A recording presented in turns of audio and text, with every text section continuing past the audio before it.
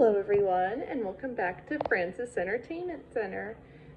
Today's stories are called Extreme Housebreaking and Heir Apparent.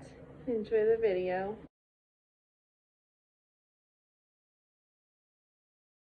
John makes a video of Garfield's misbehavior, kicking Odie off the table, eating John's lunch, and shredding the new drapes.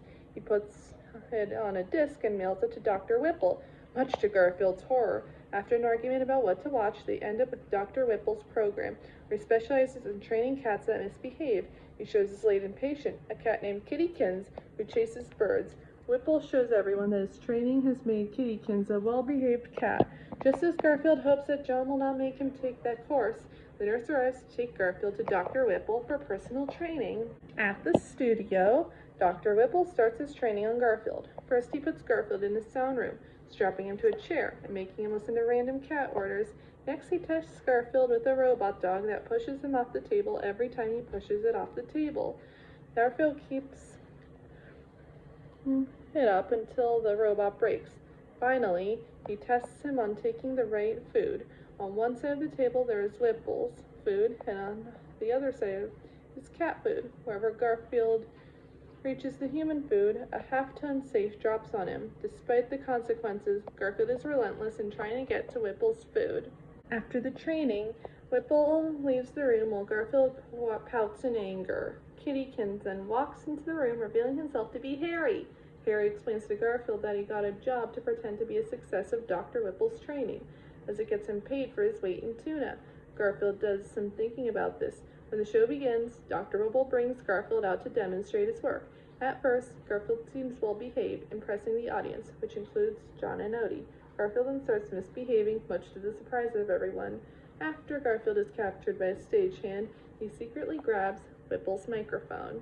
Backstage, Dr. Whipple becomes angry with Garfield for trying to ruin his business, then unwittingly reveals his true intentions on national television. He does not care if his training program works or not, as long as he gets money from the public, who he refers to as idiots. After hearing this, the audience storms out as a result. Just as Whipple is about to threaten Garfield, John reclaims Garfield and takes him home. Afterwards, Whipple's nurse arrives and informs him that his customers are canceling orders and demanding refunds.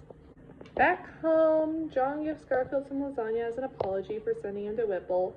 After trying to watch Whipple's show, Garfield discovers that it was replaced with a game show featuring people dressed as large chickens, much to his delight.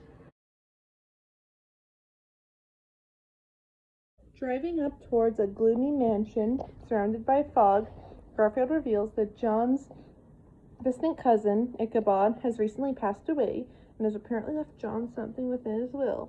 John and his pets are greeted by Mr. Connors, the attorney representing the estate. Mr. Connors reveals that Doc Boy has arrived already. During the reading of the will, John and Doc Boy both realize that they have never met Ichabod.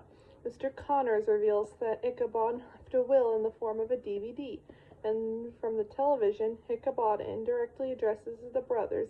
He reveals that, as he has never met either one, comes up with a trial to see who is the most deserved. Whoever is able to spend the longest time in his supposedly haunted manor will get the prize. John, his pets, and Doc Boy are all tense with the situation and consider if maybe cousin Ichabod is playing a trick, something he was associated with.